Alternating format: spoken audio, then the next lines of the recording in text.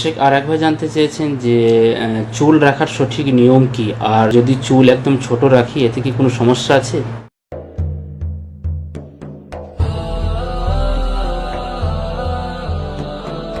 দেখুন ভাই, চুল রাখার ব্যাপারে এটা সুন্নাহ না আদা, এ ব্যাপারে মতভেদ আছে ওলামাদের। রাসূলুল্লাহ সাল্লাল্লাহু আলাইহি ওয়াসাল্লাম যেভাবে চুল রেখেছেন সেটা কি ইবাদত ছিল নাকি আদা অভ্যাস ছিল?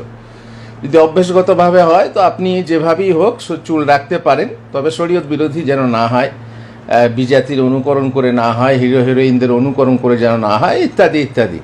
বাকি আপনি চুল ছোট রাখতে পারেন, মাঝারি রাখতে পারেন, লম্বা রাখতে পারেন। রাসূলুল্লাহ সাল্লাল্লাহু আলাইহি ওয়াসাল্লামের ছিল 3 রকম, লিম্মা, জুম্মা, ওফরা। তো লিম্মা হচ্ছে বড় চুল, আর কখনো রাসূলুল্লাহ সাল্লাল্লাহু আলাইহি ওয়াসাল্লাম নেড়া করতেন, নেড়া করার পর ছোট হতো, তার থেকে বড় হতো, তার থেকে বড় হতো, তার থেকে বড় হতো, তারপরে কান বরাবর থাকতো, কখনো কখনো কাঁধ বরাবর থাকতো, কখনো কাঁধ পার হয়ে যেত। এই লিম্মা, জুম্মা, ওফরা এগুলো হয়। আর লোকে লম্বা চুল রেখে সুন্নত পালন করে, অনেকে সুন্নত মনে করে, আর অনেকে বলে যে এটা আদা, রাসূল সাল্লাল্লাহু আলাইহি ওয়াসাল্লামের অভ্যাসগতভাবে এটা করেছিলেন।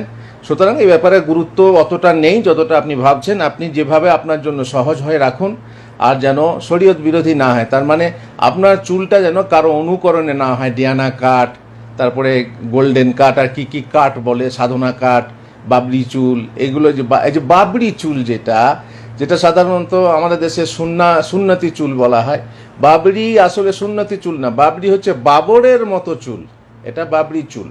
বাকি ওই রকমই প্রায় রাসূলুল্লাহ সাল্লাল্লাহু আলাইহি ওয়াসাল্লামের সুন্নত কান পর্যন্ত ছিল, তো সেটা আপনি করতে পারেন কান বরাবর থাকলে। এখন বাবরি চুলের আলাদা ঢং আছে কিনা আমি ঠিক জানি না। তো বাবরি চুল যেটাকে বলা হয় সেটা বাদশাহ বাবরের চুল, কাটিং অনুযায়ী চুল। সাধনা কাট, হিরোইন বা অভিনেত্রী সাধনার মতো কাটিংয়ে অনেক মেয়ে চুল কাটে, সেই রকম কাটকে সাধনা কাট বলে। তারপরে কুকুরের কাটে কাট আছে, এইসব যেন না হয়। বাকি ছোট করে রাখবেন আপনি, ভালো কথা, ছোট করে রাখুন।